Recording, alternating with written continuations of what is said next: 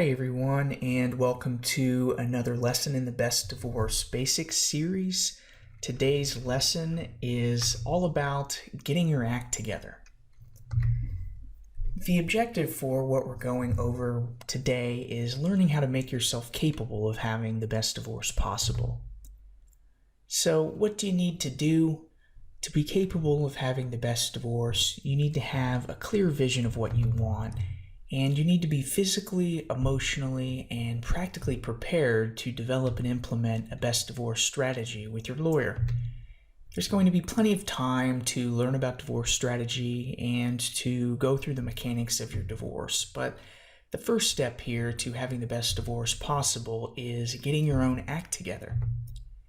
And for those of you that are somewhat on the fence as to whether divorce is something that is really right for you, you should know that if you go through what we're going to discuss and get your act together, that you might find you've achieved the life improvement that you actually wanted without needing to get divorced. A novel idea, but something that a lot of people come to the realization of. You might not actually have to get divorced. It's just a few things you might need to do to make yourself a little bit happier. And we're going to go through all of these things. So the elements of getting your act together, we're going to explore these all in a little bit more detail right in this lesson, but the topics we're going to be covering are realizing that there are no divorce miracles, realizing that you are part of the problem that's going on here. We're going to work on defining your best life and what that represents, and also cover the importance of making time for yourself and taking control of your physical and emotional health. Before you get too far along the divorce process, you had better realize very early on that there are no such thing as divorce miracles. A divorce is not going to magically make your life better.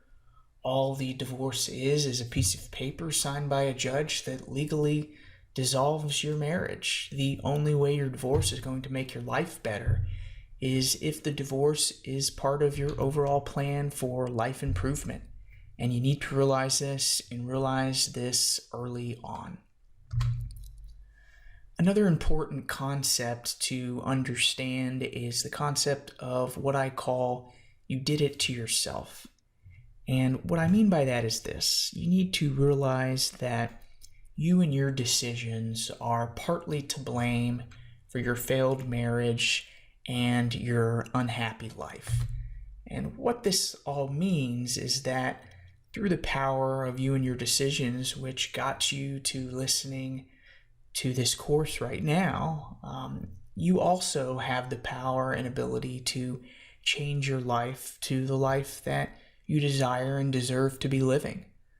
Sure, the person that you married is probably a great deal responsible for the marriage that you're looking to end through this course, but you have to realize that you did play a part in getting to where you are now, and just as that is true, you have the ability and power to change your situation to a life that you deserve and desire to be living.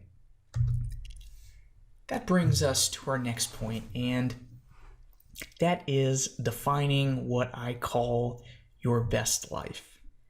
And what your best life is the life that you want to be living when this is all done. It should be the main driver or one of the main drivers for your decision to get divorced. This is what represents happiness to you. And you need to define what this life is now so that you know why you're doing what you're doing. How do you define what your best life should be? Well, you need to think about who do you actually want to be as a person? What would it take to make your life happier and healthier? Where would you be living and what type of people would you be surrounding yourself with? Why would this life be better than how your life is now? And why do you need to even get divorced to have this life? Look, Defining your best life is not easy, especially if you're somebody that is beaten down and possibly depressed, but there are ways to get help on this. If you're having trouble determining what your best life should be, then my suggestion is you go see a qualified therapist.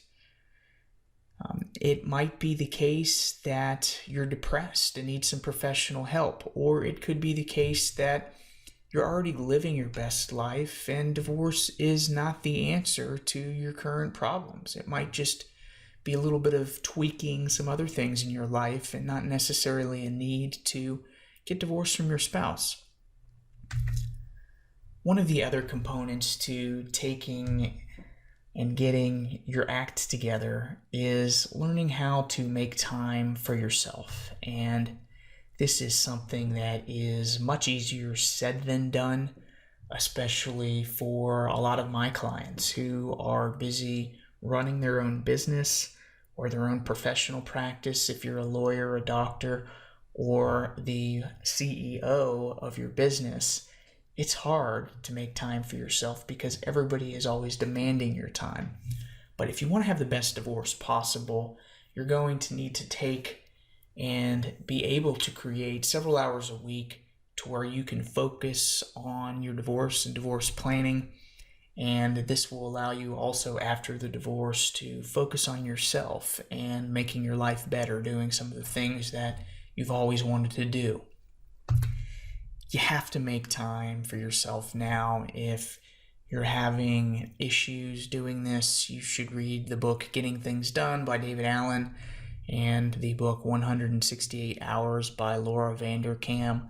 I have a busy professional practice myself. My time is constantly being demanded by others, and I appreciate how hard this can be, but you really need to do it. There are some small tweaks that can make a world of a difference in freeing up time for yourself, and you need to look into creating this time now, or the bottom line is you're going to get railroaded in your divorce. If you're too busy to pay attention and help yourself, this is not going to be a process that's going to go well for you.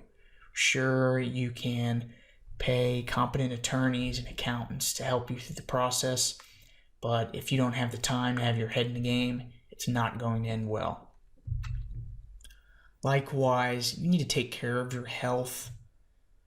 You need to have your physical and emotional health under control before you move forward, or you're going to be at an extreme disadvantage.